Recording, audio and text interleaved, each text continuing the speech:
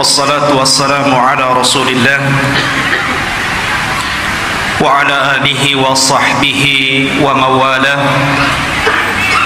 wa la hawla wa la quwwata illa billah.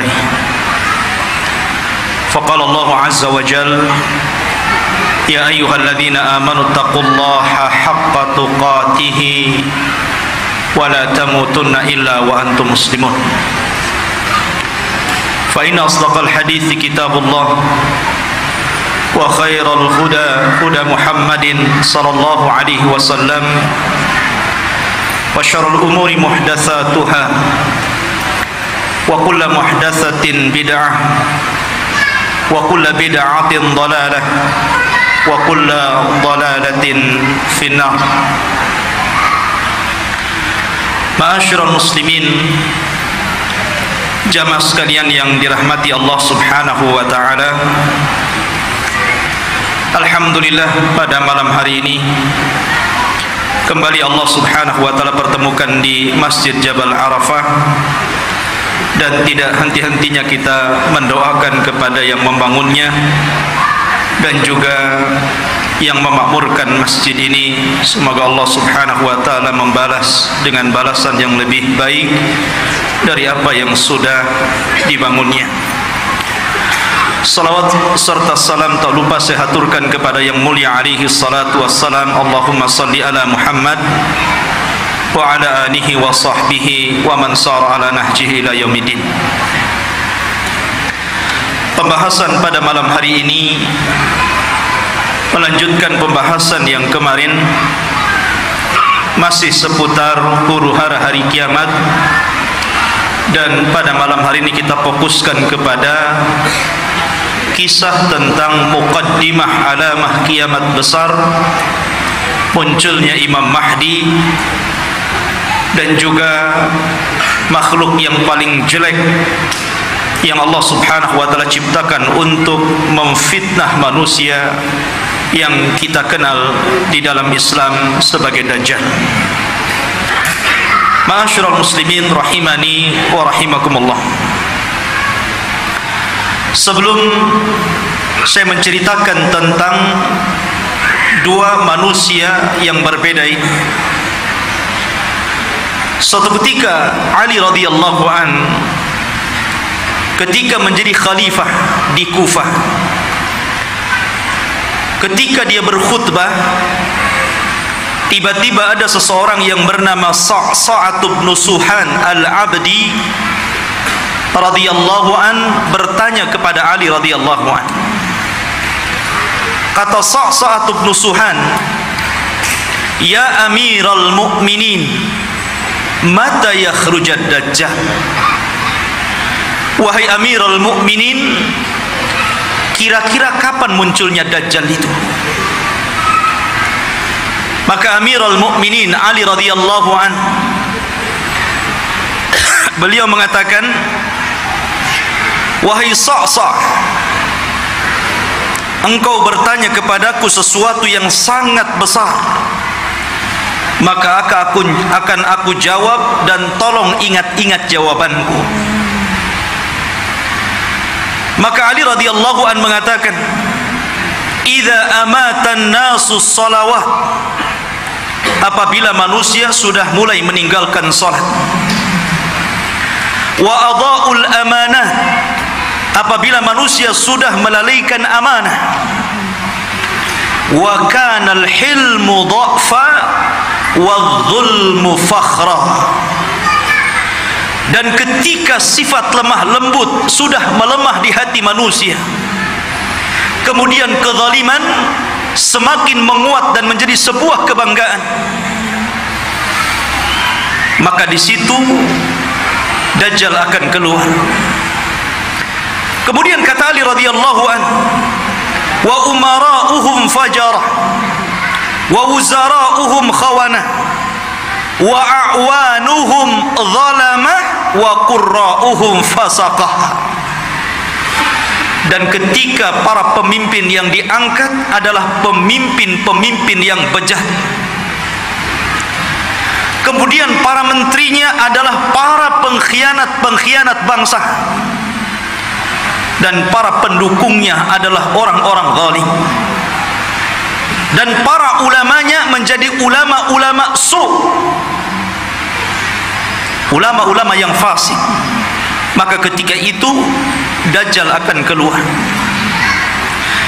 Kemudian Ali radhiyallahu melanjutkan, wa dhahara al-jawru wa fasaz zina wa dhahara ar-riba wa quti'atil arham.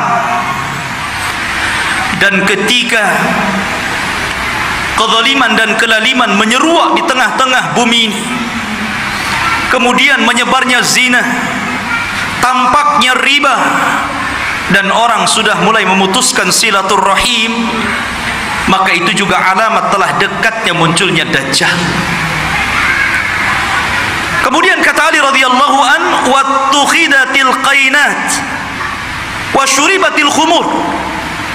Dan ketika manusia sudah mulai memanggil-manggil para penyanyi untuk menyanyi, kemudian khamar diminum secara bebas. Artinya di sini ikhwatu fiddin, maka kalau itu terjadi maka telah dekat kemunculannya.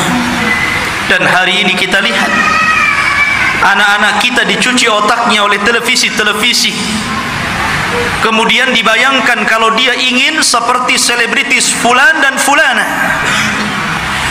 karena merasa bahwa kalau menjadi artis dan selebritis itu hidupnya senang. Kemudian kata Ali radhiyallahu an, wa nuqidatil uhud wa dhuyyatil atamat wa tawana nas fi salatil jamaah. Kemudian ketika manusia sudah mulai tidak peduli dengan janji, mereka khianati janji-janji. Kemudian sudah lemah, orang lemah untuk melakukan qiyamul lail. Dan hari ini kita lihat ada orang ikhwatu fiddin, dia rela tidur di siang hari hanya untuk nonton bola dunia di malam hari. Bangun dia di malam hari, kopinya sampai 1 ember biar nggak tidur, dia rela seperti itu ya. Kemudian dan manusia sudah mulai lalai dan malas untuk sholat di masjid, tentu bagi laki-laki. Padahal kata Ali radhiyallahu an, perhatikan, wa zakhraful masajid wa tawwalul manabir wa halul masahif. Padahal masjid pada hari ini kita saksikan hampir semua masjid itu tidak ada yang jelek, semua bagus, besar-besar, indah-indah. Tapi kemana orang-orang yang sholat di dalamnya? Kemudian menara tinggi-tinggi, sampai sekarang mencari masjid, mengenali masjid itu lebih mudah dengan cara apa? Melihat menara. Oh, di sana ada masjid. Dari mana antum tahu? Tuh menaranya. Artinya orang dimudahkan untuk mencari dan melangkahkan ke masjid. Karena apa? Tidak disusahkan orang cari masjid, tapi orang malas ke masjid. Kemudian juga mereka mulai meninggalkan mushaf. Padahal cetakan Al-Quran itu hampir setiap tahun dicetak, disebarkan di mana-mana. Quran itu tidak sulit untuk mendapatkannya, tapi orang malas membaca Al-Quran. Ada yang mengatakan nunggu Ramadan katanya, karena ada tadarus. Sampai Ramadan enggak juga baca Quran. Kemudian kata Ali radhiyallahu an, apabila ini sudah terjadi maka dekatlah munculnya Dajjal. Kemudian Ali melanjutkan, wa akhadur rusha wa akalur riba wasta'malus sufaha wastakhaffu bid-dima. Ketika manusia sudah mulai mudah untuk memakan rasuah, sogok menyogok. Di negeri kita ini korupsi itu bukan hanya tingkat level atas saja, level bawah pun sama. Bahkan antum buat KTP saja kadang-kadang ada pelicinnya ya. Bahasa rasuah itu kan bahasa pelicin katanya. Kalau ingin licin pakai oli saja lah. Jadi ikhwatu fiddin yang dimuliakan Allah Azza wa Jalla, Dan ini sudah banyak di mana-mana. Hampir semua sektor pekerjaan itu mesti ada rasuah. Padahal Rasul mengatakan ar-rasi wal murtasi finnar. Orang yang memberikan sogokan, orang yang memakan sogokan sama-sama di neraka. Wa akalur riba. Dan orang sudah gemar memakan riba. Bahkan ada orang yang nggak mau kerja dengan cara menyimpan uangnya di bank-bank konvensional. Dia hanya makan bunganya saja. Bahkan riba di hari ini subhanallah luar biasa. Karena riba itu mudah didapati hampir di semua tempat. Di tiang listrik ada riba, di pohon pisang ada riba, di pagar-pagar orang ada riba gitu kan. Silahkan pinjam dengan gadekan bunga kecil katanya.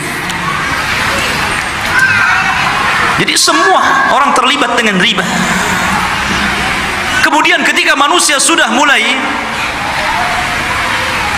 menjadikan para pemimpin-pemimpin yang jahil, pemimpin-pemimpin yang bukan bidangnya, dia letakkan di situ.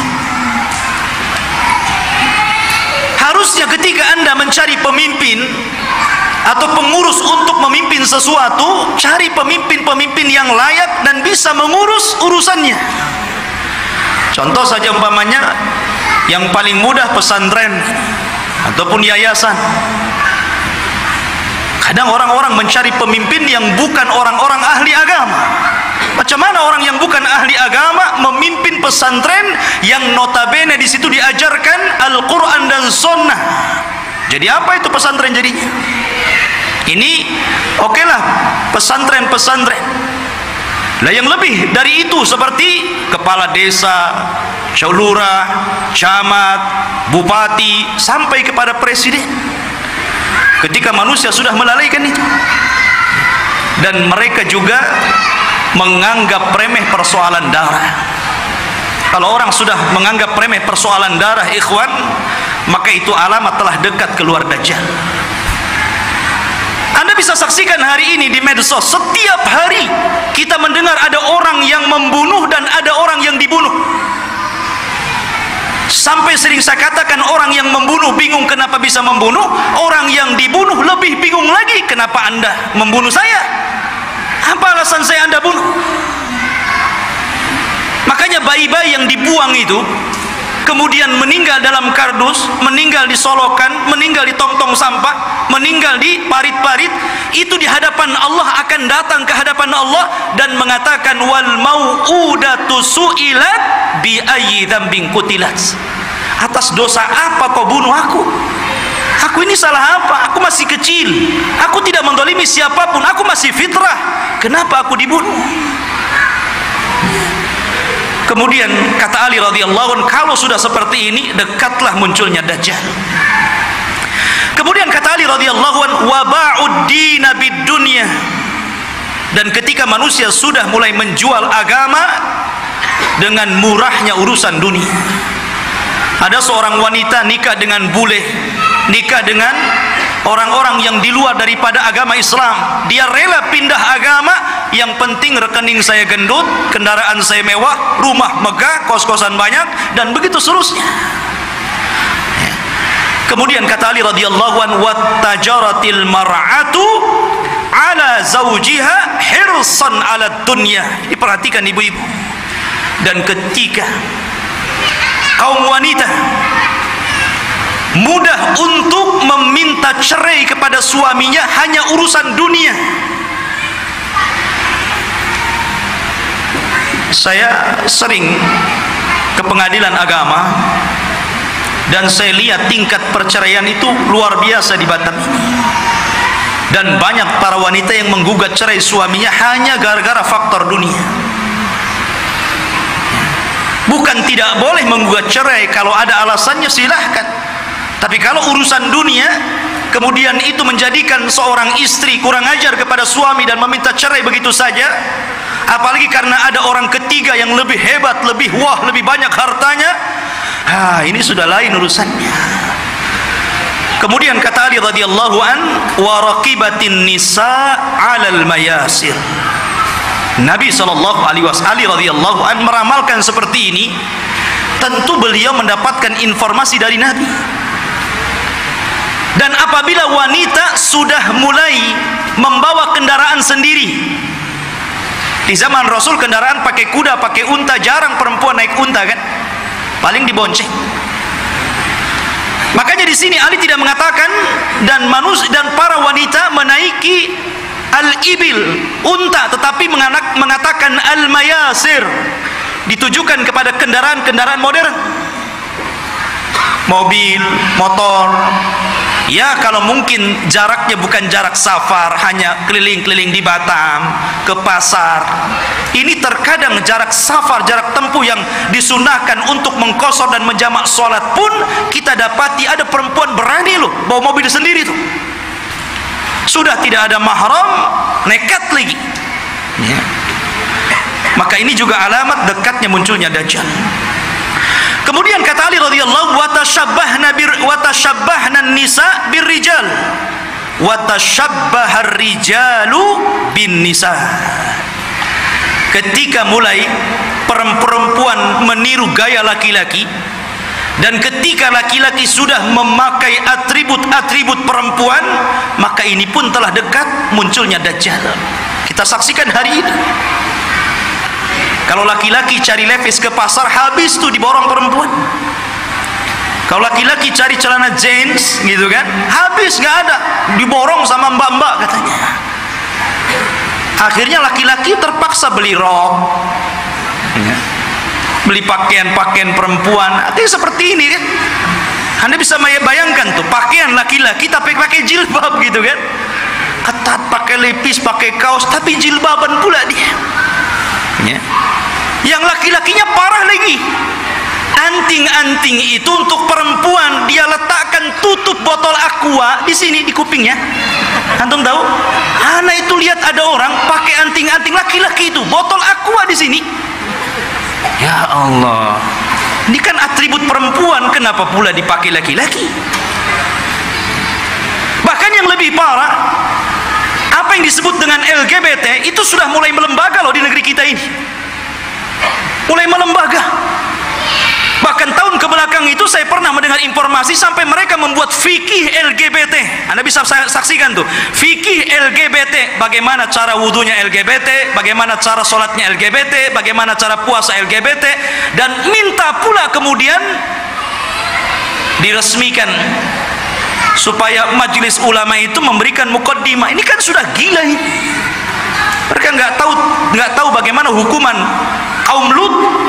Tidak ada hukuman yang lebih parah yang Allah kirimkan kepada mereka. Hati-hati. Di Batam aja banyak itu. Antum kalau keluar ke jalan-jalan, hati-hati kalau ada yang manggil tuh, bang LGBT. Ma'asyiral muslimin rahimani wa rahimakumullah. Kemudian wa kana as-salamu bainahum 'ala al-ma'rifah.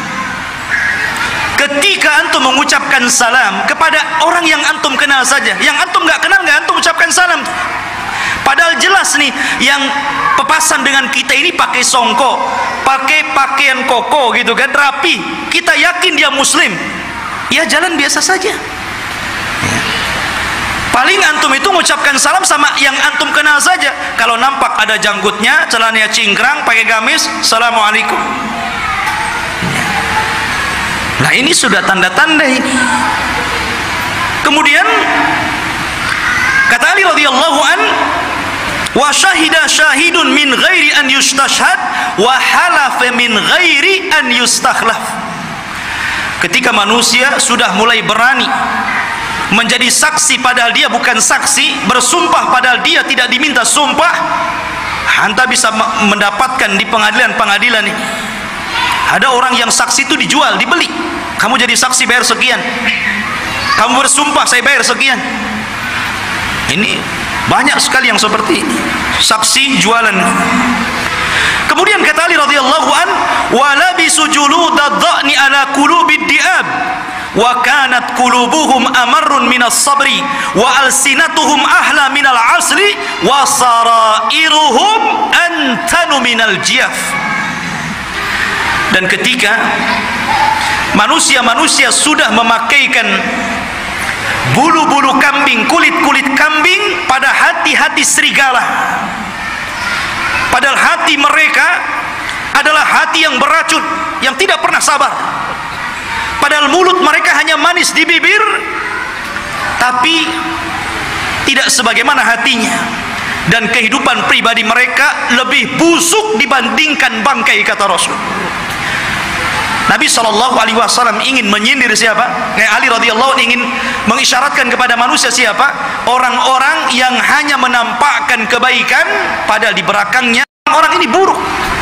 Bahasa kitanya pencitraan saja, biar orang mengenal saya ini baik, saya ini begini, begini, dan begitu seterusnya. Dan zaman sekarang subhanallah, nyalon RT saja itu janjinya banyak. Itu baru RT itu. Nanti gang ini kita aspal, nanti solokan ini kita perbaiki. Habis jadi RT wassalam, kan begitu. Kemudian wal tumisal fiqhu li ghairi din wa unkiral ma'ruf wa urifal munkar. Dan ketika manusia memberikan kecerdasan mereka bukan kepada urusan agama, ketika itulah maka manusia akan mengingkari yang ma'ruf dan mereka akan cenderung melakukan mungkar. Kan banyak ikhwan, kita sebagai orang tua tentu kita bisa melihat potensi anak. Anak saya ini cerdas, hafalannya mudah, ya. Harusnya kalau orang tua sudah tahu anak ini ada bakat kecerdasan, arahkan ke agama. Mumpung mereka masih bisa merekam gitu kan. Kalau sudah tua susah, ibarat menulis atau mengukir di atas lautan gitu kan, di atas air. Ya nggak mungkin. Tapi kalau mengukir di atas batu sih masih berbekas. Maka dari sini ketika kecerdasan bukan kepada urusan agama, tapi untuk urusan dunia, maka orang pasti akan mengingkari yang ma'ruf dan akan melakukan kemungkaran.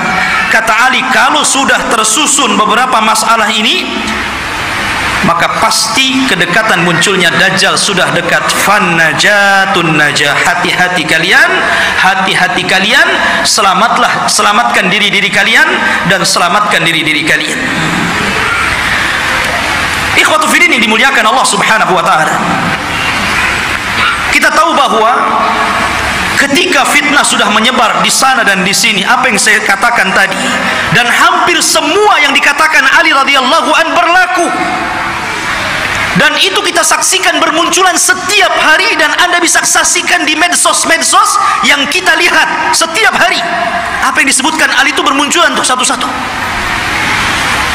Lah ketika ini sudah terjadi, maka muqaddimah alamat kiamat besar akan muncul.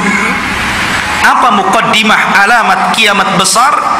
Khurujul Mahdi, keluarnya Imam Mahdi. Ini yang kita akan bahas. Ma'asyiral muslimin rahimani wa rahimakumullah. Kita tahu bahwa kemunculan Imam Mahdi dan kemunculan Dajjal itu hampir beriringan. Imam Mahdi dulu, baru kemudian Dajjal. Dan Nabi SAW mengatakan Dajjal tidak mungkin keluar kecuali ala khiffatin minad din wa qillatin minal ilmi. Dajjal tidak mungkin keluar sampai manusia lemah dalam agama dan sedikit pengetahuan tentang Dajjal. Ketika orang sudah tidak berkhutbah lagi menceritakan tentang Dajjal, ketika pengajian sudah tidak disinggung lagi tentang bab Dajjal, ketika orang-orang sudah tidak peduli dengan kisah-kisah Dajjal, maka ketika manusia lalai, muncullah makhluk yang jahat ini. Ma'asyiral muslimin rahimani wa rahimakumullah. Pada minggu yang lalu sedikit saya akan ulas sebelum kemunculan Imam Mahdi. Nabi SAW mengatakan Imranu Baitil Maqdis kharabu Yathrib.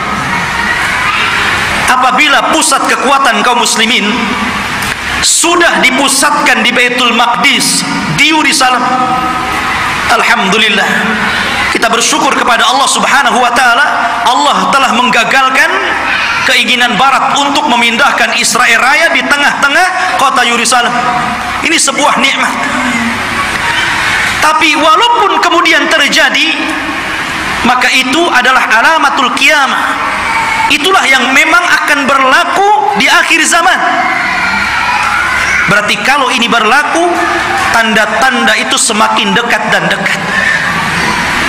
Kata Nabi SAW, apabila seluruh kaum muslimin dari belahan dunia sudah mempusatkan kekuatan mereka di Yerusalem, tepatnya di Baitul Maqdis, kharabu Yasrib, ketika itu kota Yasrib, kota Madinah dan Mekah akan ditinggalkan manusia. Padahal Mekah dan Madinah itu ketika itu dalam posisi sebaik-baiknya ekonomi, tapi akan ditinggalkan dan akan berhijrah ke Baitul Maqdis. Wa kharabu Yasrib khurujul malhamah, dan ketika Yasrib roboh, Madinah roboh, kosong, tidak ada orang karena hijrah semua ke Syam, maka ketika itu muncullah malhamatul kubra, perang besar. Malhamah itu diambil dari kata-kata lahmun. Lahmun itu artinya daging. Kenapa kemudian peperangan disangkut pautkan dengan daging? Karena ketika itu peperangan, setelah orang melakukan peperangan dengan alat-alat canggih, maka alat-alat itu kemudian dimusnahkan, maka kembali peperangan menjadi peperangan kembali ke alat-alat tradisional. Boleh jadi mungkin diawali dengan perang nuklir dulu, karena masing-masing negara punya nuklir gitu kan. Masing-masing negara punya rudal, punya senjata hebat. Boleh jadi mukaddimah peperangan ini dilakukan dengan cara perang teknologi dulu. Setelah kemudian hancurnya negeri-negeri, senjata pun sudah tidak ada lagi, hanya bangkai-bangkai besi-besi tua, disitulah kemudian peperangan akan kembali ke perang tradisional. Disinilah pembenaran sabda Nabi SAW, agar anda melatih diri dengan cara berkuda, dengan cara menombak, dengan cara memanah, dengan cara berpedang, karena perang akan kembali ke zaman itu. Ma'asyiral muslimin, kemudian wa khurujul malhamah, apabila telah nampak malhamah, orang berperang dengan pedang sehingga daging tercabik-cabik dan melayang kemana-mana, darah muncrat kemana-mana, ketika terjadi malhamatul kubra, atau dalam bahasa barat Armageddon gitu kan, dalam masalah bahasa kita malhamatul kubra, maka ketika itu kaum muslimin menguasai Konstantiniyah. Apa Konstantiniyah? Konstantiniyah adalah Konstantinopel, akan dikuasai. Di mana Konstantinopel itu? Di Turki sana. Jadi kaum muslimin akan menguasai sampai ke sana. Wa fathul Konstantiniyah, dan ketika Konstantiniyah dikuasai kaum muslimin, bangsa Rom sampai ke Italia, sampai ke ibu kota Italia. Kaum muslimin sampai ke sana, bergerak sampai ke arah Eropa sana. Maka disitulah kata Nabi SAW, wa fathul Konstantiniyah khurujud dajjal.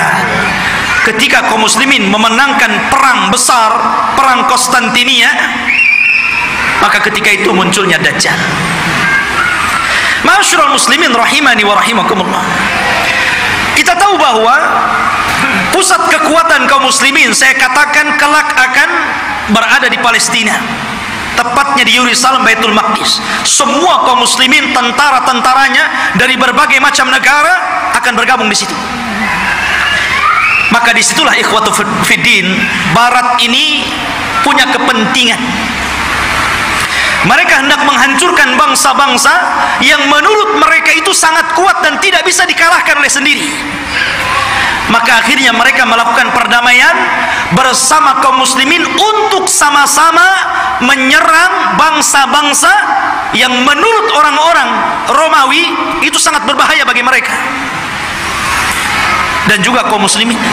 Maka berdamailah ketika itu kaum muslimin dengan orang-orang Barat.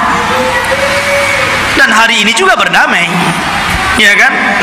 Kita tahu Liga Arab, mereka ada hubungan dengan Barat, tentang secara ekonomi, politik atau yang lainnya. Itu namanya perdamaian juga. Tapi di akhir zaman, yang namanya perdamaian itu tentu setelah adanya peperangan. Kalau tidak ada peperangan, mau damai apa? Perang dulu baru damai, ya. Makanya Nabi SAW mengatakan, tastalihuna antum warrum sulhan aminah. Kalian kaum muslimin di akhir zaman akan berdamai dengan orang-orang Nasrani, orang-orang Romawi.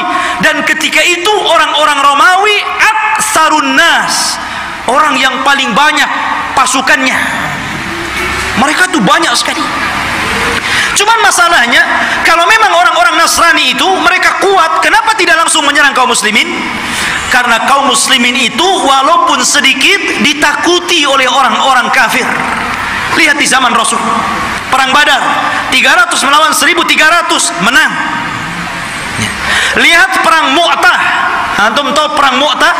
Perang Mu'tah itu perang di mana kaum muslimin berhasil memerangi orang-orang Romawi. Nabi menulis surat kepada Raja Romawi. Suratnya itu dirobek, utusannya dibunuh. Marah orang-orang Romawi ini, akhirnya menyiapkan pasukan bergerak untuk menyerang Nabi. Kata Nabi, kalau mereka menyerang kita di Madinah, maka akan banyak terbunuh, laki-laki, perempuan, anak-anak, kakek-kakek. Ini tidak adil. Kita siapkan pasukan, kemudian kita sambut mereka. Akhirnya Nabi SAW mempersiapkan pasukan.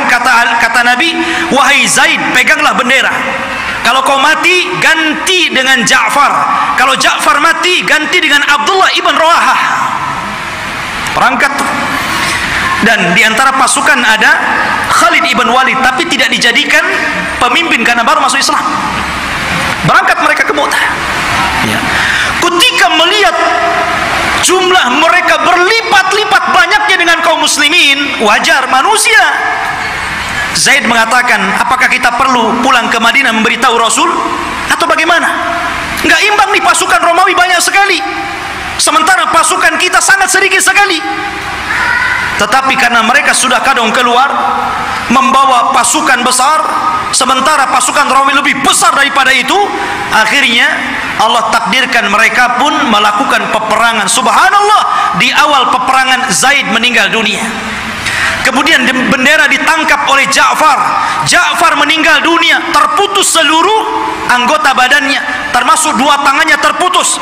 Dia pegang bendera, diputus ininya, dipegang kirinya, diputus ininya, dipegang dadanya, dibelah akhirnya. Nabi berada di Madinah, tahu tuh karena wahyu.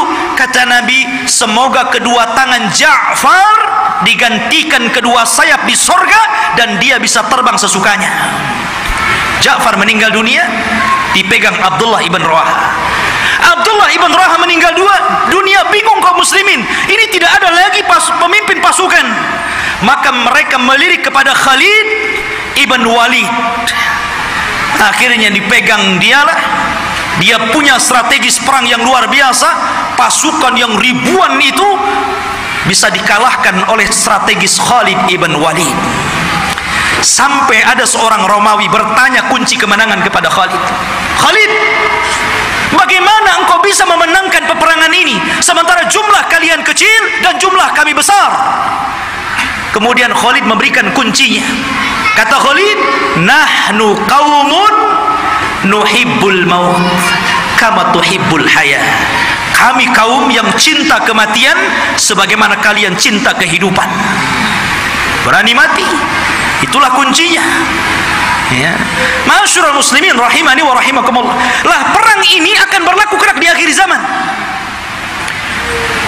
Tetapi orang-orang Islam akan bergabung dan melakukan perdamaian bersama orang-orang Romawi, kemudian akan menyerang sebagian. Ada yang memprediksi maksudnya yang diserang adalah negara-negara yang mereka berada di benua Asia. Ya, mungkin Cina, mungkin Korea, mungkin negara-negara, kita tidak tahu, Allahu a'lam. Karena Rasul tidak menyebutkan negara mana yang diserang.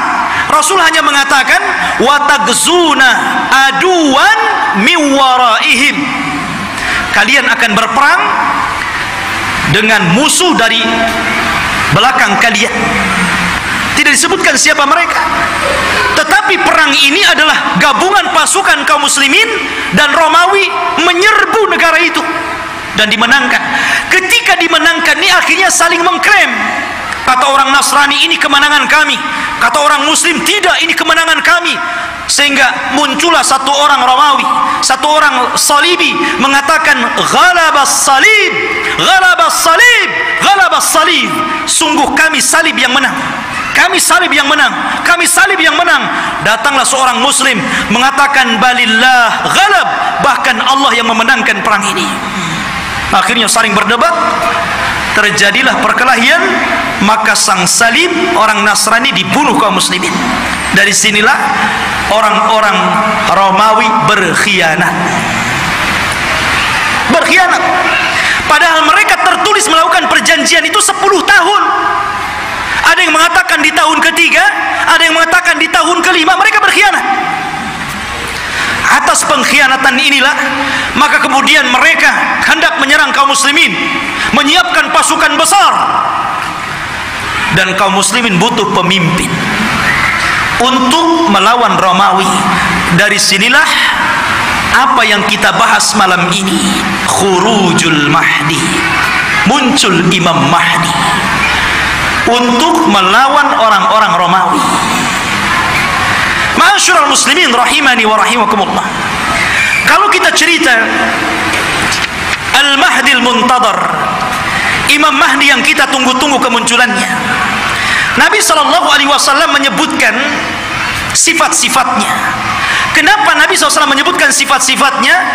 Agar supaya tidak ada orang yang mengaku sebagai Imam Mahdi, karena disebutkan sifat-sifatnya. Anda tidak bisa tahu-tahu saya Imam Mahdi. Kayak di Indonesia ini ada satu orang, satu waktu dia ngaku Imam Mahdi, satu waktu ngaku Nabi, satu waktu ngaku Nabi Isa. Oh, hebat. Dan itu hanya ada di Indonesia.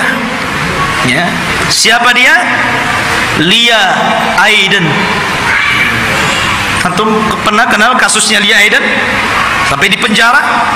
Rupanya anaknya juga ngaku Nabi. Lihat masyarakat muslimin. Dan itu hanya ada di Indonesia, ya. Belum lagi di Jawa Barat ada orang namanya Cecep. Orang Jawa Barat kan Cecep tuh namanya, aja Cecep, ya. Ngaku Nabi juga, Nabi Cecep namanya, Nabi Cecep, subhanallah, ya. Kemudian belakangan ada namanya Ahmad Musaddiq, sampai gempar, ya. Banyak di negeri kita ini ngaku Nabi. Kalau di Batam saya belum dengar. Di Batam ini ada yang ngaku orang bisa melihat Allah aja itu, tapi bayar 500 katanya, ya. Jadi intinya bahwa Imam Mahdi ini dijelaskan sifatnya, dijelaskan tanda-tanda kemunculannya, dan dia disabdakan Nabi SAW, laulam yabqa minad dunya illa yaumun, kalaulah usia dunia ini hanya tinggal satu hari saja, la tawwalallahu dzalikal yaum, pasti Allah akan lamakan hari itu selama-lamanya, hatta yab'atsa rajulan min ahli baiti, sampai Allah akan utus seorang laki-laki dan dia keturunanku, yuwatiu ismahu bi ismi wa isma abihi bismi abi, di mana nama dia sama dengan namaku Muhammad, bukan Lia, ya. Bapaknya Abdullah, bukan Aiden, ya. Jadi Muhammad bin Abdillah Al-Hasani, keturunan Hasan, Al-Alawi, keturunan Ali. Artinya dia keturunan cucu Rasul, Hasan bin Ali. Dan ini Imam Mahdi ahli sunnah. Berbeda dengan Imam Mahdi Syiah. Mereka menganggap Imam Mahdi Syiah itu keturunan Husain, namanya Muhammad juga, tetapi Muhammad Hasan Al-Ashkari namanya. Katanya waktu kecil disembunyikan di satu tempat di gua di daratan Irak, namanya Sirdab. Jadi ada satu gua Sirdab, di situ ada lubang kecil, kemudian orang ngeker ke dalam gitu kan, dan mengetuk-ketuk pintunya, ukhruj ya Mahdi, ukhruj ya Mahdi. Itulah orang Syiah. Setiap hari ada yang menggedor-gedor pintu, keluar wahai Mahdi, keluar wahai Mahdi. Yang enggak keluar enggak ada Mahdinya. Ya. Ma'asyiral muslimin rahimani wa rahimakumullah. Maka Al-Mahdi itu keturunan Hasan. Maka yang disebutkan oleh banyak para ulama, salah satunya Syekhul Islam Ibn Taimiyah, kemudian juga muridnya Al-Imam Ibnul Qayyim rahimahullahu taala, ketika menjelaskan tentang kenapa Imam Mahdi keturunan Hasan, karena Allah memuliakan Hasan ketika dia menyerahkan kekuasaan kepada Muawiyah untuk menjaga darah kaum muslimin, maka keturunannya Allah muliakan akan menjadi imam yang belum sempat dicicipi oleh nenek moyangnya Hasan bin Ali. Padahal Hasan bin Ali sudah jadi presiden di zaman itu, tapi cuma 6 bulan saja melihat ada gelagat pergerakan kaum muslimin pembela Ali akan perang lagi dengan Muawiyah, dia tidak mau ada pertumpahan darah. Akhirnya dia ngalah, dia yang menyerahkan kekuasaan kepada Muawiyah, engkau saja yang jadi raja, yang jadi rakyatnya. Akhirnya bersatulah kaum muslimin. Karena kerendah dirian Hasan inilah, maka Allah muliakan Hasan. Maka dari keturunan Hasan inilah lahir di akhir zaman Al-Mahdi Muhammad ibn Abdullah Al-Hasani Al-Alawi rahimahullahu ta'ala. Kok rahimahullah ta'ala belum muncul, afwan ya. Hafizahullah ta'ala. Taib Qutufidin yang dimuliakan Allah subhanahu wa ta'ala, beliau dilaqabi Al-Mahdi. Al-Mahdi artinya orang yang diberikan petunjuk. Dan dia Allah perbaiki dalam satu malam. Dia tidak tahu kalau dia akan jadi pemimpin. Dia seorang thalabul ilmi, ahli ibadah. Dia tidak tahu kalau dia akan diangkat. Tiba-tiba ketika dia dari Madinah ke Mekah untuk haji gitu kan, orang-orang memandang bahwa dia itu ada kelainan. Orang ini luar biasa, punya wibawa, taat beribadah, sehingga orang-orang Allah lembutkan hatinya, diarahkan agar memilih orang ini dan dibaiatnya. Pada awalnya dia menolak. Dia menolak. Siapa saya? Saya bukan siapa-siapa. Kenapa Anda memilih saya untuk menjadi pemimpin kalian? Tapi kemudian dia pun istikharah di malam hari itulah Allah perbaiki dia dalam satu malam. Allah berikan ilmu, kecerdasan, kepemimpinan, subhanallah, sehingga dalam satu malam kun fayakun. Idza arada syai'an an yaqula lahu kun fayakun. Kalau Allah menghendaki sesuatu, tinggal katakan kun fayakun, jadi dia. Kemudian pembaiatan kepada Imam Mahdi inilah tersebar, sampai akhirnya datang tentara dari Syam untuk membunuh Imam Mahdi yang ada di Mekah. Berangkat mereka pasukan itu ya. Tapi ketika mereka sampai di Baida antara Mekah dan Madinah, Allah kirimkan gempa yang sangat besar sehingga mewafatkan dan menghancurkan mereka. Kata Nabi SAW, sebelum datang tanda-tanda kiamat akan muncul, maka akan terjadi 3 gempa. Gempa dari arah timur, gempa dari arah barat, dan gempa di Jazirah Arab. Inilah gempa di masa Imam Mahdi, menghancurkan semua pasukan yang akan menyakiti Imam Mahdi. Sampai orang yang jalan pun ikut mati, orang yang mau dagang ikut mati. Sehingga Aisyah bertanya kepada Rasul, wahai Rasul, bagaimana orang yang ikut mati yang tidak bersalah dan hendak membunuh Imam Mahdi itu?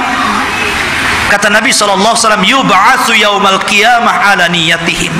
Mereka akan dibangkitkan pada hari kiamat sesuai dengan niat mereka. Intinya ikhwatu fiddin, Imam Mahdi ini kemudian dibaiat di depan makam Ibrahim, di depan Ka'bah. Kemudian berangkat dari Mekah ke Madinah dan diikuti oleh pasukan yang sangat besar.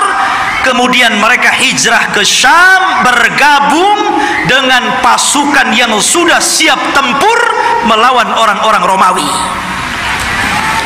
Akhirnya ketika sampai di Syam, mereka membaiat Imam Mahdi, dan disitulah mulai peperangan besar.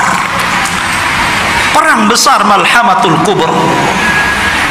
Ma'asyiral muslimin rahimani wa rahimakumullah. Dan kita tahu bahwa Imam Mahdi ini berkuasa atau diberikan kekuasaan oleh Allah Subhanahu wa taala tidak lama. Antara 7 sampai 8 tahun saja, ada yang mengatakan sampai 9 tahun. Dan dalam kekuasaan kaum muslimin, Imam Mahdi itu betul-betul perdamaian, keadilan, kesuburan.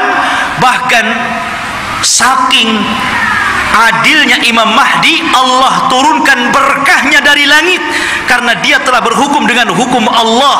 Kata Allah, walau anna ahlal qura amanu wattaqau lafatahna alaihim barakatim minas sama wal ard. Kalaulah sebuah penduduk sebuah negeri beriman, bertakwa, maka Allah Subhanahu wa taala akan kirimkan berkah langit dan berkah bumi. Ini terjadi di kekuasaan Imam Mahdi.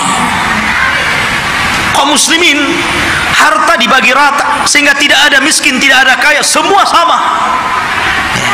Imam Mahdi berhukum dengan hukum Allah, dan dia menggunakan khilafah dengan khilafah minhaj nubuwah. Ma'asyiral muslimin rahimani wa rahimakumullah.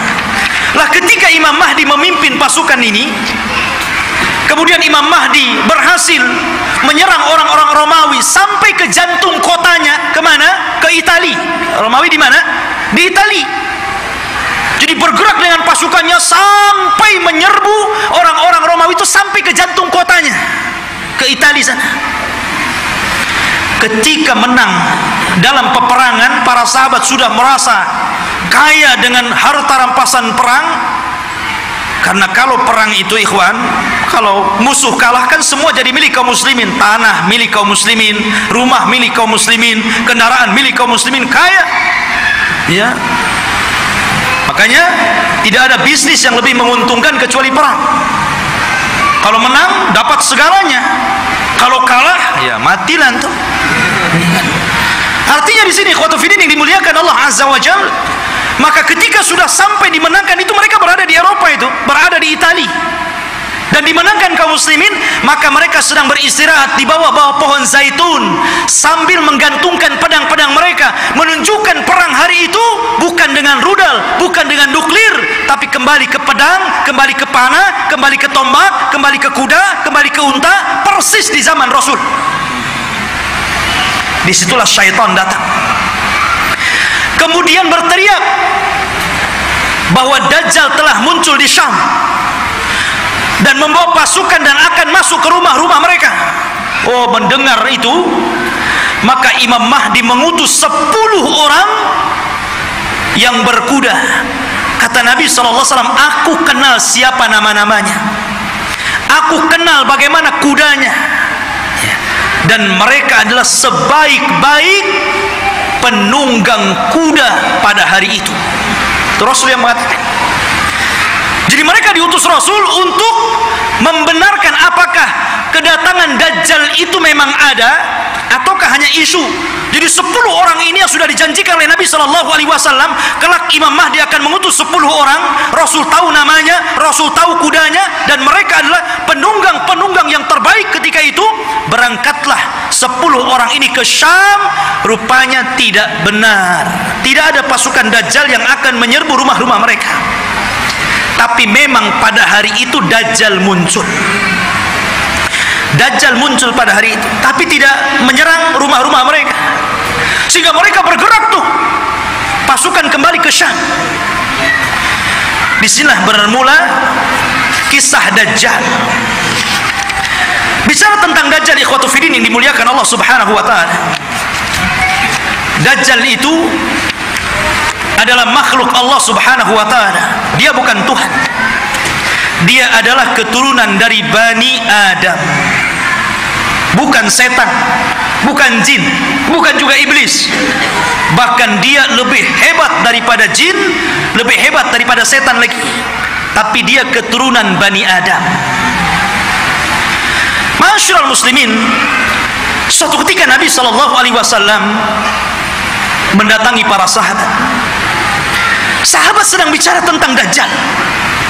Saking banyaknya Rasul membicarakan tentang Dajjal di khutbah-khutbahnya, di majelis ta'limnya, di perang-perangnya, selalu cerita Dajjal, sehingga sahabat menyangka jangan-jangan Dajjal itu ada di kebun kurma Madinah. Ya.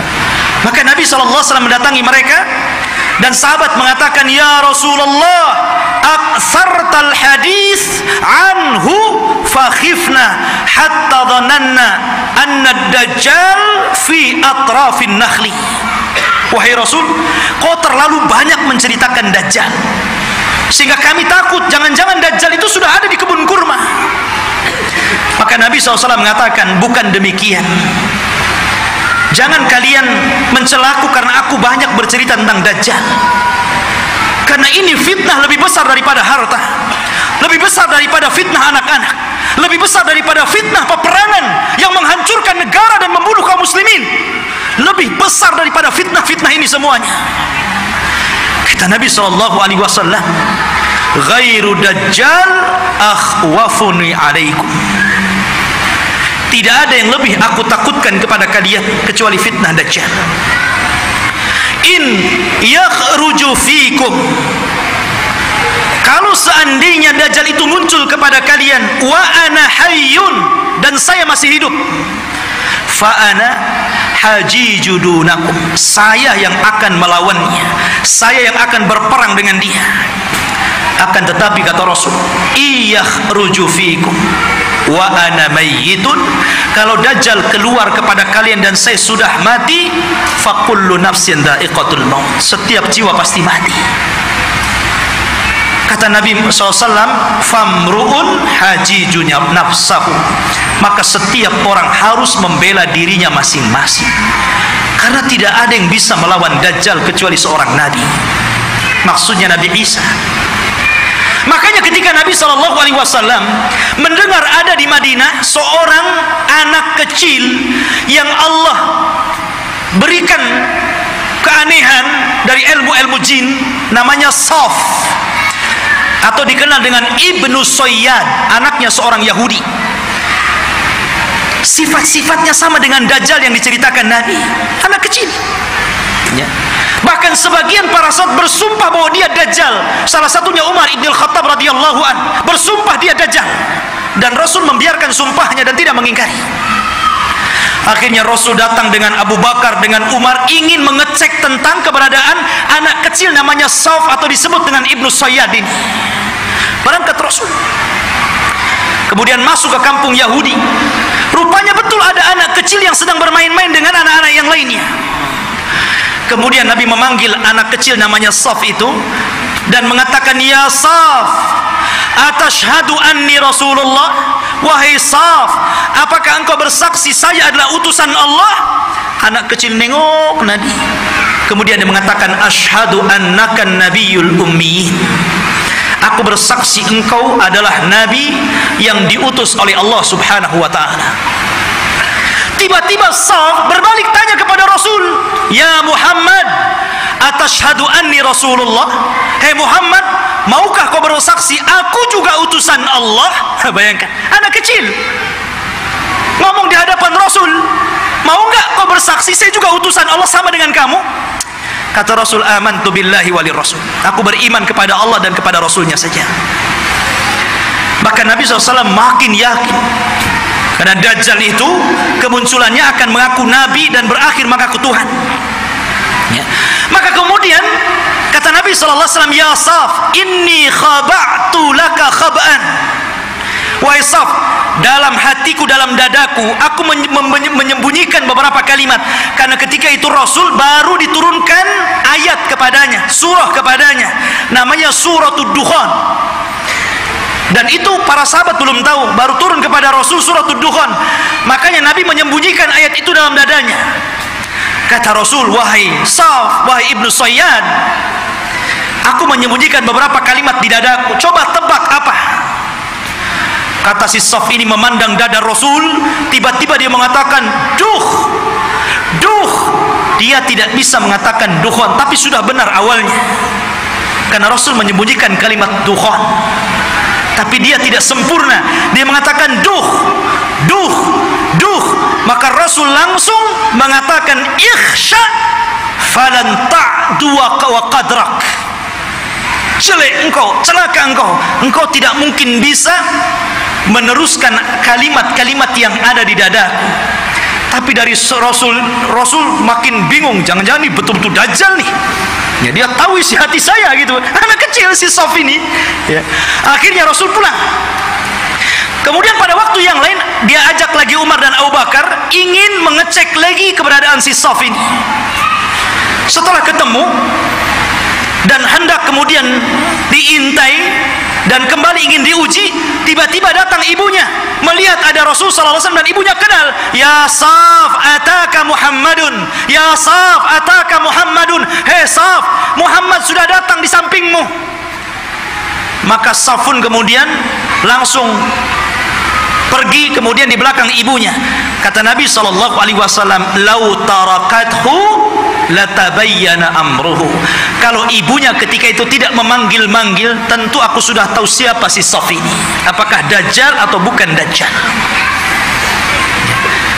Tetapi ikhwatu fiddin, kenyataannya si Saf ini kemudian tumbuh besar dan dia masuk Islam. Tapi dalam hati para sahabat masih ragu masalahnya. Jadi dia sudah tua masuk Islam, sahabat masih ragu, itu masih ketakutan dengan si Saf ini Ibnu Sayyad yang sudah besar dan masuk Islam. Jangan-jangan dia Dajjal pura-pura masuk Islam. Jadi suatu ketika Abu Sa'id Al-Khudri radhiyallahu an, ketika Saf ini hendak berangkat haji dan para sahabat banyak yang sudah berangkat duluan, rupanya Abu Sa'id Al-Khudri ketinggalan dan Saf atau Ibnu Sayyad yang sudah tua, sudah dewasa gitu kan. Ketika itu Abu Sa'id Al-Khudri karena kecapean kemudian berada di bawah pohon untuk istirahat. Tiba-tiba si Saf ini baru datang mau haji juga gitu kan. Dan Abu Sa'id Al-Khudri sangat ketakutan dengan Saf ini karena Rasul pernah mengatakan dan sebagian para sahabat bersumpah dia Dajjal, itu masalahnya. Tiba-tiba ikut pula di samping Abu Sa'id, ikut duduk di situ. Gemetar Abu Sa'id ini. Ya. Tapi Saf mengatakan, "Ya Abu Sa'id, aku tahu engkau takut kepadaku. Tapi coba pikirkan wahai Abu Sa'id, bukankah Dajjal itu tidak punya anak? Aku punya anak. Bukankah Dajjal tidak mungkin masuk Islam? Aku masuk Islam. Bukankah Dajjal itu tidak mungkin datang ke Mekah dan tidak juga menginjak Madinah? Aku bisa ke Mekah, aku bisa ke Madinah. Kenapa kau ragu? Aku ini sedih, kenapa orang-orang menuduhku Dajjal?" Ya. Dari situ Abu Sa'id Al-Khudri agak tenang itu. Tetapi Abu Sa'id Al-Khudri menjadi ketakutan di endingnya ketika Ibnu Sayyad atau Saf mengatakan, "Tetapi ya Abu Sa'id, aku tahu di mana letaknya Dajjal." Ketika dia ngomong begini, langsung diambil barang-barangnya, kabur dia. Ya. Dia tahu di mana letaknya Dajjal. Ya. Awalnya dia sudah merendah tuh. Tahu-tahu endingnya yang nggak enak gitu kan. Tapi ya Abu Sa'id, ana azri aina maudhi'ad Dajjal. Saya tahu di mana Dajjal berada, katanya. Masya Allah. Makanya suatu ketika Abdullah bin Umar radhiyallahu an pernah membuat marah, dipukulnya Ibnu Sayyad sampai marah. Karena marah Ibnu Sayyad, Ibnu Umar ketakutan, akhirnya lari ke rumah Hafsah. Dia melapor gitu kan, "Ya Hafsah, saya tadi pukul Saf, Ibnu Sayyad dia marah." Kata Saf, saudaranya Hafsah ini, "Wahai Abdullah bin Umar, kau sudah tahu bagaimana sabda Rasul tentang kemunculan Dajjal. Dajjal tidak mungkin keluar kecuali karena kemarahan yang sangat besar. Hati-hati kamu." Ya. Dari situ ikhwatu fiddin yang dimuliakan Allah Azza wa Jalla, sehingga para ulama ini mengatakan Saf ini Dajjal atau bukan. Tetapi pendapat yang kuat, boleh juga dia Dajjal, tapi Dajjal min Dajjajin, Dajjal yang lainnya. Karena Rasul mengatakan di akhir zaman akan muncul Dajjaluna kadzabuna salasuna kulluhum yaddauna annahum nabi. Akan muncul zamannya di mana Dajjal para pendusta 30 orang akan mengaku dia nabi. Maka mungkin boleh jadi salah satunya adalah Ibnu Sayyad. Karena Ibnu Sayyad tidak dikisahkan meninggalnya, tiba-tiba dia hilang begitu saja. Ya. Masyarul muslimin, ataupun mungkin dia jasus, mata-matanya Dajjal, kita tidak tahu. Tapi yang jelas Dajjal itu sudah ada. Di zaman Nabi SAW sampai ada kisah yang luar biasa dari seorang sahabat namanya Tamim ibnu Aus Ad-Dari. Tamim ibnu Aus Ad-Dari ini masuk Islam belakangan, 2 tahun sebelum wafatnya Rasul. Di tahun ke-9 Hijriah dia baru masuk Islam, dan dia seorang pelaut. Jadi suatu ketika Tamim Ad-Dari ini banyak berjasa juga dalam Islam, walaupun dia tidak lama berjumpa dengan Rasul, tapi dia orang yang menerangi masjidnya Rasul dengan pengalamannya, dan dia pula yang membuat mimbar Rasul. Ini Tamim ibnu Aus Ad-Dari. Ya. Jadi suatu ketika sebelum dia masuk Islam, dia berlayar ke lautan. Tidak tahu di laut mana, karena kemunculan Dajjal itu tidak jelas. Cuman Rasul mengatakan dari arah timur kota Madinah. Ketika Rasul, apakah di laut Syam? Tidak. Apakah di laut Yaman? Tidak. Lalu di mana? Dari timur Madinah. Dari timur Madinah, yang mungkin mengarah ke Irak, ke Iran, begitu kan? Karena Dajjal juga akan muncul di situ. Jadi Tamim ibnu Aus Ad-Dari ini berlayar. Tiba-tiba diombang-ambingkan dengan 30 awaknya. Kemudian terdampar di satu tempat, semuanya hutan belantara. Ada yang mengatakan di laut Yaman. Jadi ketika dia merasa, ini saya sudah mati atau belum? Rupanya belum mati. Maka dengan pasukannya masuk ke dalam hutan. Di tengah hutan dia mendapatkan satu binatang, subhanallah, nggak tahu belakang, nggak tahu depan, karena buluan semuanya, berbulu dari atas ke bawah. Dan itu makhluk yang pertama kali dijumpai oleh Tamim Ad-Dari. Gimana nggak takut? Nggak pernah melihat makhluk seperti itu. Maka dengan ketakutannya dia mengatakan, siapa kamu? Ya. Kata Tamim Ad-Dari, kaget loh, ini binatang tak bisa ngomong. Ya, dia mengatakan kami dari Arab. Terus balik nanya, siapa kamu? Ana jassasah. Jassasah itu artinya jasus, mata-mata. Maksudnya mata-matanya. Ya. Maka kemudian siapa jassasah? Jassasah tidak mengatakan. Jassasah hanya mengatakan, engkau sudah ditunggu orang. Dia sudah lama bertahun-tahun mencari kabar. Ternyata orang yang ditunggu sudah datang. Datanglah kau ke salah satu gubuk atau rumah besar yang ada di tengah hutan. Kau temui dia. Dia sudah lama menunggu kalian. Berangkatlah Tamim dan 30 awaknya ke tempat yang diisyaratkan makhluk tadi. Rupanya ada. Masuk ke dalam rumah, ada orang yang diborgol tangannya, diborgol kakinya, diborgol lehernya. Tiba-tiba mengatakan kepada orang ini, dari mana kalian? Maka Tamim dengan ketakutan mengatakan, nahnu minal Arab, kami dari Arab. Ha, kalian dari Arab? Taib, saya akan bertanya kepada kalian, bagaimana kondisi kebun kurma Baisan? Kebun kurma Baisan, ya, ma'ruf, ya, kurmanya dulu sangat luar biasa. Kata Tamim Ad-Dari, subhanallah, kebun kurma Baisan itu kebun kurma yang kualitasnya tinggi, berbuah terus, pernah nggak berbuah, saking suburnya. Maka Rasul mengatakan sebentar lagi tidak ada kurmanya. Kata para peneliti, hampir sudah 100 tahun yang silam dari sekarang ini sudah tidak berbuah lagi kurma-kurma yang ada di Baisan itu. Kemudian kata orang ini mengatakan, bagaimana kabar tentang telaga yang ada di Tobariyah?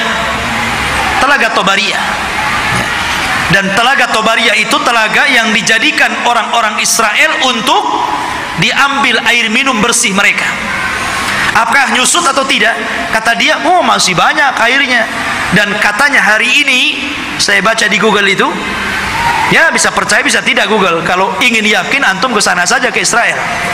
Ya. Katanya sudah surut hampir 30-40% airnya. Artinya apa yang dikatakan orang ini menjadi sebuah kenyataan. Kemudian kata orang ini mengatakan, bagaimana kabarnya Ainuz Zughar?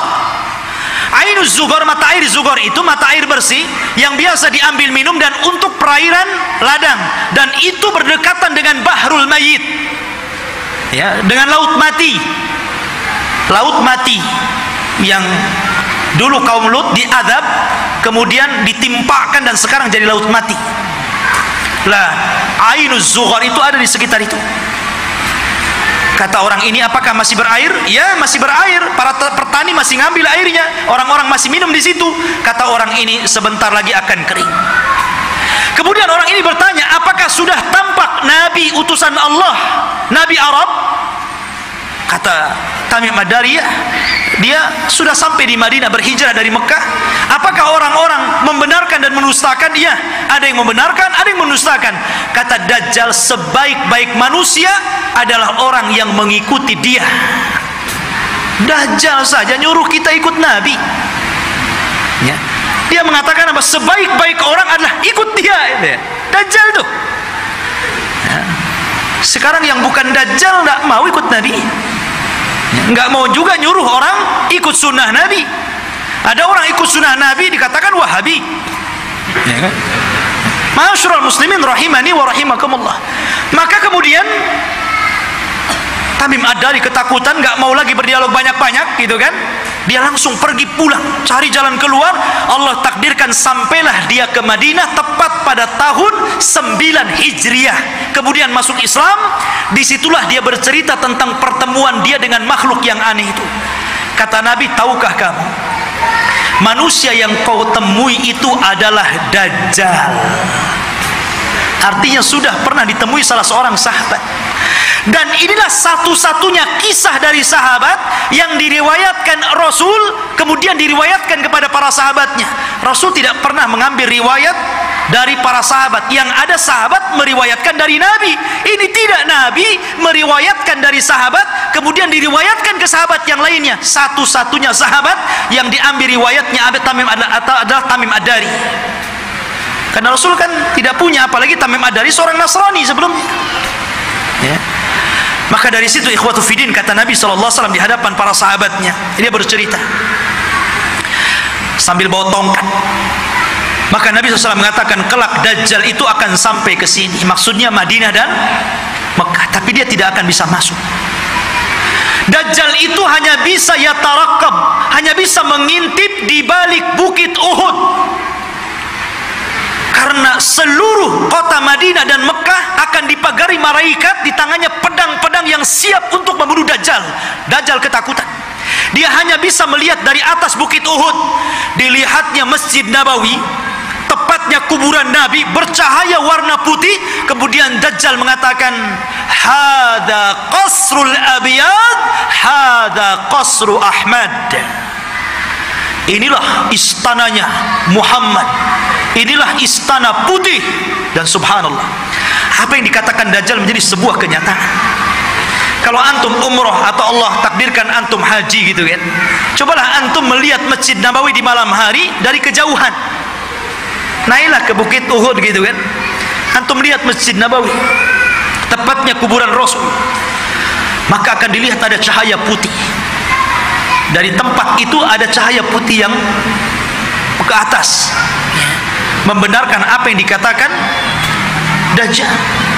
Dan Dajjal tidak akan sanggup masuk ke kota ini, maksudnya kota Madinah, sambil memukul-mukul, hadhihi thayyibah, hadhihi thayyibah, hadhihi thayyibah, kata Rasul. Inilah negeri yang disucikan, inilah negeri yang disucikan, inilah negeri yang disucikan. Dajjal tidak mungkin masuk ke negeri ini, Mekah dan Madinah. Makanya di zaman itu salah satu tempat yang aman dari Dajjal, berangkatlah antum ke Mekah dan Madinah. Cuman sayang nggak ada pesawat. Antum kira-kira naik apa tuh dari Batam ke sana? Ya, nggak ada lagi pesawat terbang. Ya, mungkin belum sampai dah mati antum di jalan. Ya. Jadi khotbah yang dimuliakan Allah Azza wa Jalla, kata Nabi SAW ketika bicara Dajjal, beliau mengatakan, sesungguhnya ayyuhan nas, innaha lam takun fitnatun ala wajhil ardi mundu dhara Allahu dzurriyyata Adam a'zam min fitnatid Dajjal, wa inna Allah lam yab'ats nabiyyan illa hadzara ummatahu Dajjal wa ana akhirul anbiya wa antum akhirul umam. Wahai manusia, tidak ada satupun fitnah yang lebih dahsyat ketika Allah menciptakan anak Adam dibandingkan fitnah Dajjal. Karena andailah seluruh dukun-dukun yang ada di dunia dikumpulkan, kemudian melakukan kontes sihir, maka sihir mereka jauh di bawah sihir Dajjal. Nggak ada dukun, walaupun satu dunia melawan Dajjal, nggak akan bisa dilawan. Sihirnya luar biasa. Ya, itu dukun tuh memang luar biasa sihirnya. Diberikan oleh Allah Azza wa Jalla kekuatan sehingga orang mudah untuk percaya bahwa dia Tuhan kita. Itu masalahnya.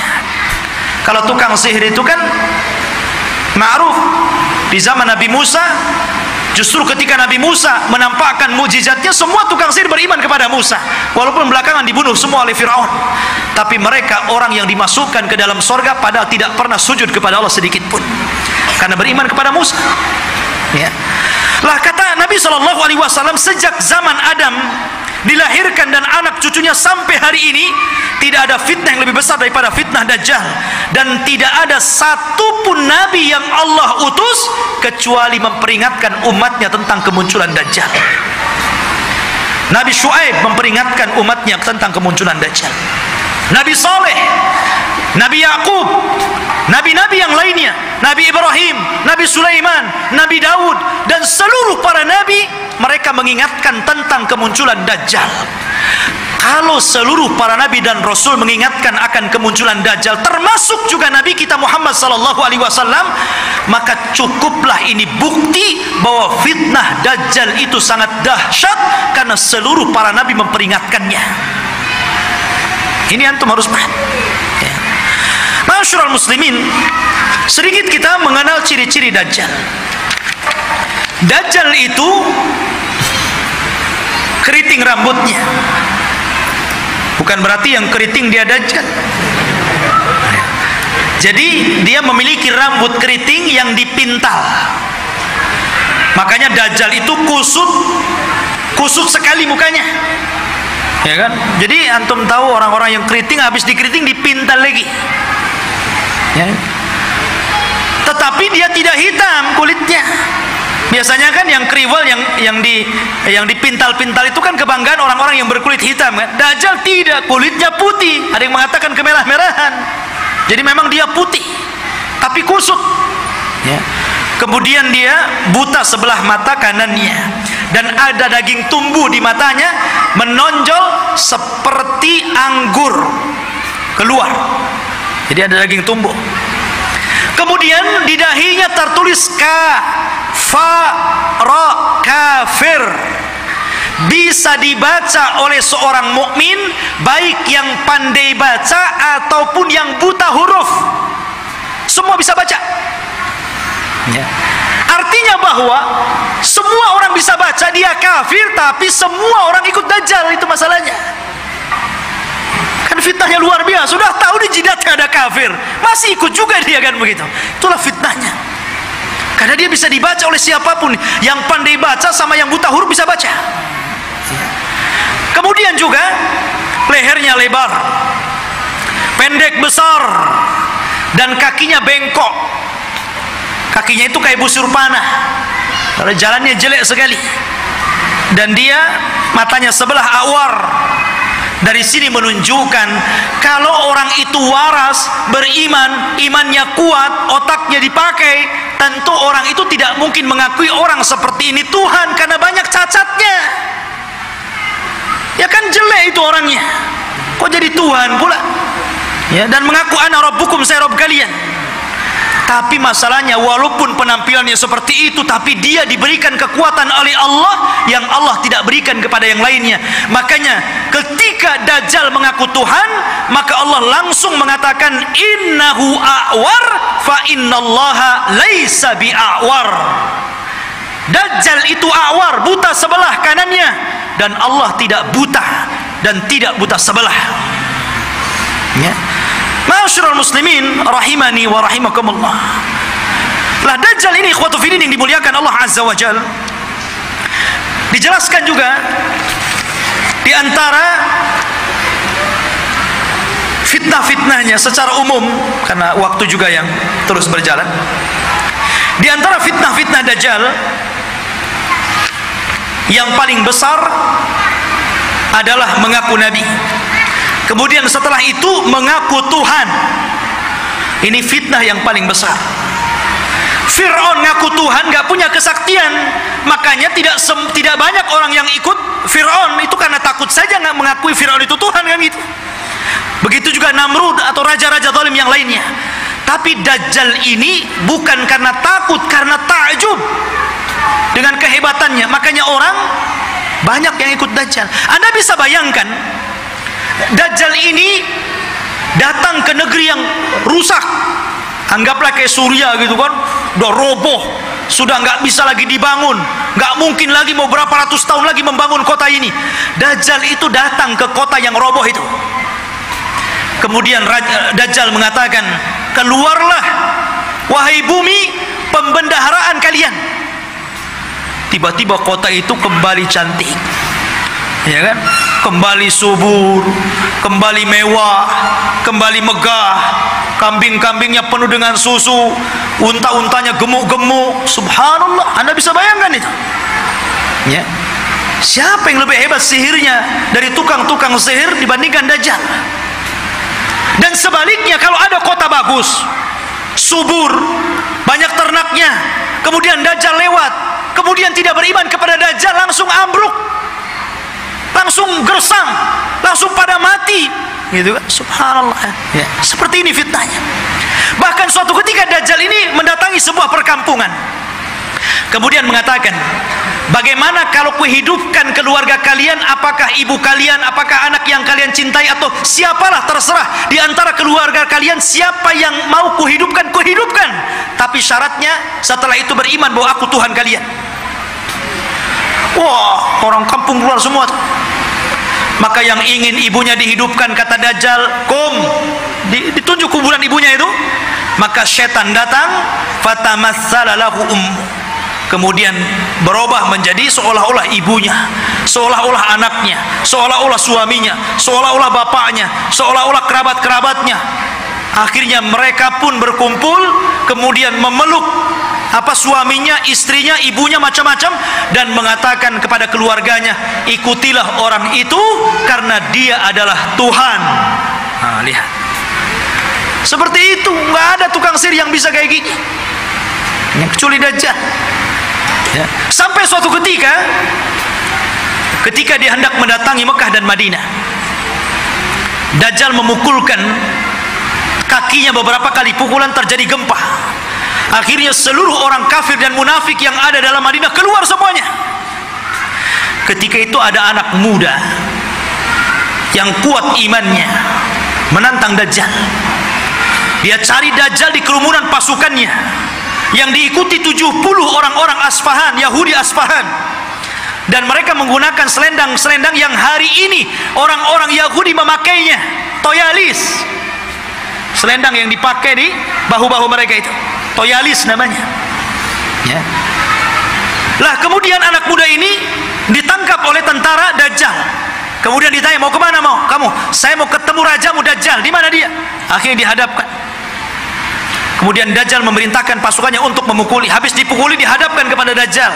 Kemudian Dajjal memerintahkan algojonya untuk menggergaji. Digergaji jadi dua tuh, dari atas kepala, pertengahannya sampai ke muka, sampai ke belah jadi dua. Habis belah jadi dua, Dajjal berjalan di tengah-tengahnya. Kemudian mengatakan kepada pengikutnya, kalau aku hidupkan dia, makin yakin engkau dengan aku bahwa aku Tuhan kalian? Semua mengatakan, ya, engkau Tuhan kami. Maka Dajjal mengatakan, kum. Akhirnya jadi satu lagi tuh tubuhnya, ya, kayak punya ilmu rawa rontek, ya, jadi satu itu, ya.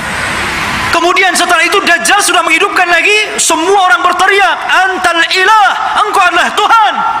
Maka Dajjal mengatakan kepada anak muda ini, maukah engkau bersaksi bahwa saya adalah Tuhan kalian? Maka anak muda ini ternyata tidak mengatakan, saya semakin yakin anta dajjalul kadzdzab. Saya semakin yakin engkau itu Dajjal, pendusta yang disabdakan Rasul sallallahu alaihi wasallam. Oh, marah Dajjal. Akhirnya Dajjal mengambil pisau dan hendak membunuhnya, tapi tidak bisa karena takut kelemahannya diketahui orang-orang. Akhirnya dia pegang tubuhnya dan dilemparkan ke dalam api. Tapi anak muda ini sempat berteriak, engkau tidak akan bisa membunuh kecuali diriku, yang lain tidak bisa. Ya, masyaallah muslimin rahimani wa rahimakumullah. Dari sini menunjukkan bahwa luar biasa Dajjal ini. Lah Dajjal ini akan memimpin pasukan besar. Makanya orang-orang Yahudi mereka bermimpi kalau terbentuk Haikal Sulaiman dan robohnya Masjidil Aqsa, kemudian berkumpulnya pasukan, mereka mengatakan kami sedang menunggu Mesius kami. Mesius itu bahasa mereka, bahasa kita Dajjal. Bahasa kita Dajjal. Makanya kalau kita melihat simbol Zionis itu kan gambar mata gitu. Walaupun Zionis itu sudah tidak asli lagi Yahudi, karena Zionis itu tidak berpegang dengan Taurat, tapi berpegang dengan Talmud. Talmud itu Taurat yang sudah dirobah-robah, yang kemudian menjadi protokoler Yahudi, harus begini, harus begini, harus begini. Itu Talmud, bukan Taurat. Mereka mengklaim saja Taurat, lahirlah agama Zionis ini. Ya. Intinya bahwa kenapa orang-orang Yahudi bermimpi untuk merebut Yerusalem? Ya tadi, karena di situ mereka memimpikan bahwa Mesius akan datang kepada mereka dan akan memimpin mereka. Ini dibenarkan dalam Islam. Karena Dajjal itu akan muncul di situ dan akan dibunuh juga di situ, di Babil Lut atau gerbang Lut yang sekarang menjadi kota yang diagungkan orang-orang Israel, di tengah-tengah Israel, Babil Lut itu, dan Dajjal akan dibunuh di situ. Makanya ikhwatu fillah ini dimuliakan, wajar kalau orang-orang Yahudi berusaha untuk menguasai dunia karena mereka bermimpi bahwa Dajjal akan memimpin mereka. Tapi mereka tidak paham bahwa apa yang mereka mimpikan juga ada dalam Islam, dan kita tidak mimpi. Ini sebuah kenyataan bahwa Imam Mahdi akan muncul dan akan menjadi musuhnya Dajjal di akhir zaman dan akan berperang. Cuman karena Rasul yang pernah mengatakan, kalau aku hidup di zaman kalian, aku yang akan menghadapinya, tapi kalau aku mati, tidak ada yang bisa untuk membunuhnya kecuali seorang Nabi. Makanya ketika Umar, kembali kepada kisah Ibnu Sayyad, Sauf anak kecil itu, ketika dia meramal apa yang di dada Nabi, Umar mengambil pedang dan mengatakan, da'ni i'adrib unuqah. Rasul, izinkan aku kupenggal si Ibnu Sayyad ini. Kata Rasul, jangan Umar, kalau dia Dajjal, engkau tidak bisa membunuhnya, ada orang lain yang akan membunuhnya. Tapi kalau dia bukan Dajjal, fala hajata laka biqatli, tidak ada hajat engkau membunuhnya, ngapain, biarkan saja dia. Ya. Artinya di sini bahwa terjadinya peperangan pasukan Imam Mahdi dengan Dajjal ini tidak seimbang. Karena Dajjal ini pasukannya banyak, bukan pasukan Yahudi Aspahan yang 70.000 saja, tapi akan diikuti oleh tentara-tentara yang sifat-sifatnya persis seperti tentara Mongol. Belum lagi para wanita, belum lagi pasukan-pasukan yang lainnya, sehingga Imam Mahdi terdesak sampai akhirnya sembunyi di Bukit Saina, di Bukit Tur, berhari-hari, berbulan-bulan sampai habis bekalnya. Ketika pasukan sudah putus asa dan mengatakan, wahai imam, kalau kami terus di sini kami mati kelaparan, berarti mati kita mati konyol. Ya, bagaimana kalau kita besok bergerak, kita lawan saja, apa yang terjadi terjadilah. Dan begitu. Akhirnya kemudian Imam Mahdi sepakat dengan pasukannya, setelah sholat subuh mereka siap bergerak, apapun yang akan terjadi, tetap perang bersama Dajjal. Rupanya Allah takdirkan, disitulah langit digelapkan. Setelah langit digelapkan, tiba-tiba ada cahaya, rupanya dari dua malaikat yang mengapit seseorang yang nafasnya bisa membunuh sejarak sekian dan sekian kalau dihirup orang kafir. Dialah Nabi Isa bin Maryam. Kemudian turun sampai berada di tengah-tengah pasukan Al-Mahdi Al-Muntadhar. Ketika itu sudah azan dan siap sholat, maka melihat bahwa yang turun adalah Isa Al-Masih. Maka Imam Mahdi menyuruh agar dia menjadi imam sholat, tapi menolak. Setiap kaum ada amirnya, maka engkau amir kaum itu, maka kaulah yang sholat. Maka Imam Mahdi menyolati, kemudian Nabi Isa sholat di belakangnya. Ini menunjukkan kalau andai kata Isa dan Musa hidup di zaman sekarang, Anda mengikuti Nabi Musa dan Isa, Anda akan sesat. Isa saja sholat di belakang Imam Mahdi, ya, karena tidak berhak menyebarkan agamanya. Maka setelah sholat itulah, subhanallah, Isa mengusap wajah-wajah pasukan Imam Mahdi dan menyebutkan tingkat derajat mereka di sorga. Wallahi, tidak ada manusia yang lebih bahagia dibandingkan orang yang diusap wajahnya oleh Isa, karena disebutkan derajatnya di sorga. Subhanallah, ikhwan. Ya. Dan itulah pasukan yang tersisa. Karena pasukan ini kan ada yang gugur, ada yang melarikan diri. Yang sepertiga pasukan melarikan diri, kata Rasul, yang melarikan diri Allah tidak akan memberikan taubatnya kepada mereka. Yang sepertiga yang gugur, maka kata Rasul, mereka adalah sebaik-baik syuhada. Dan yang sepertiganya yang ikut Imam Mahdi inilah yang terus berperang sampai akhirnya melawan Dajjal. Ketika itu Isa memberikan pilihan dan mengatakan, ukhayyirukum bisalas, aku berikan 3 pilihan kepada kalian. Pilihan yang pertama, kalian tidak usah berperang, di sini saja bersembunyi. Aku akan berdoa kepada Allah, Allah kirimkan gempa sehingga menenggelamkan seluruh pasukan Dajjal saat Dajjal-Dajjalnya. Atau yang kedua, aku akan berdoa kepada Allah agar Allah kirimkan pasukan, tapi bukan kalian. Pasukan inilah yang kelak akan membunuh Dajjal, dan kalian tidak perlu capek, sembunyi saja di sini. Atau yang ketiga, besok kita berangkat, saya pimpin kalian, kita lawan Dajjal, dan aku akan berdoa kepada Allah semoga tangan-tangan Yahudi dan seluruh pengikut Dajjal tidak sanggup mengangkat pedangnya sehingga engkau tinggal mudah menebas lehernya. Yang ketiga yang enak nampaknya, ya. Akhirnya mereka memilih yang ketiga itu, ya. Diambilnya yang ketiga. Maka setelah sholat subuh diusap wajah, kemudian disebutkan tingkatannya di sorga, mereka pun turun pasukan dari Bukit Saina dipimpin Nabi Isa bin Maryam. Maka mereka tinggal tebas saja tuh pasukan Dajjal itu. Akhirnya karena terjadi kelemahan, seluruh pasukan Dajjal tunggang langgang lari ke sana kemari, sembunyi di batu. Batu bisa bicara, hei muslim, Yahudi di belakang, bunuh dia. Senang, ada dia, bunuh, gitu kan. Masuk gua ngomong, masuk pohon ngomong. Tidak ada satupun makhluk kecuali dibuat bicara oleh Allah. Bagaimana Allah hinakan itu? Mereka nggak bisa sembunyi. Mau sembunyi di mana? Semua makhluk Allah bicara. Hei muslim, ini Yahudi, bunuh di sini. Ya. Akhirnya mereka lari ke sebuah pohon yang dijanjikan bahwa pohon itu bisa melindungi mereka.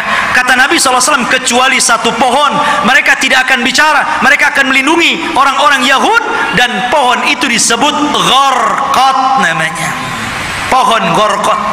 Makanya sekarang karena hadis ini sudah bocor sampai ke Israel, maka orang Israel membuat perkebunan sehijau-hijaunya dengan pohon Gharqad. Tapi sayang kemarin kebakaran, nanam lagi, ya. Mudah-mudahan kebakaran lagi, ya.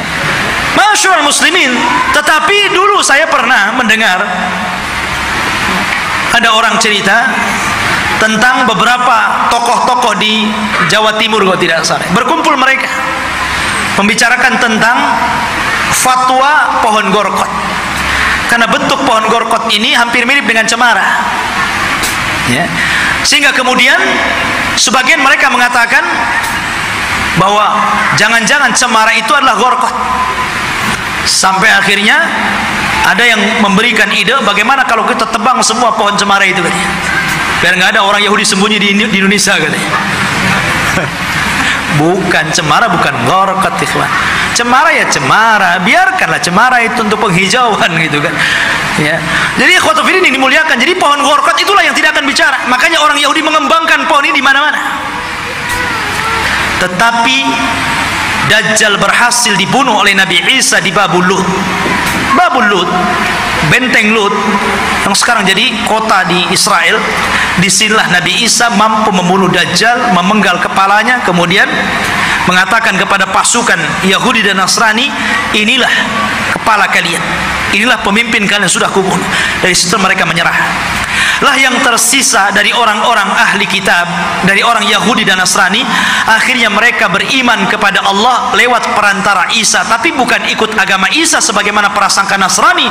Mereka ikut agama Muhammad lewat perantara Isa, dan itu disyaratkan dalam Al-Quran, wa im min ahlil kitab illa la yu'minanna bihi qabla mautihi. Dan sebagian ahli kitab kelak akan beriman kepada Allah dan agama Muhammad sebelum wafatnya Isa bin Maryam, karena Isa akan berkuasa selama 40 tahun. Rupanya fitnah tidak berhenti, ya.